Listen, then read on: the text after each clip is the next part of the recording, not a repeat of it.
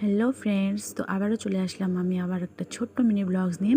তো আমি আজকে দেখাবো পনির রেসিপি। তো তোমরা তোমাদের মতো করে রান্না করো। তো আমি আজকে দেখাবো যে আমরা কিভাবে পনির রান্না করি। তো চলো দেখা যাক।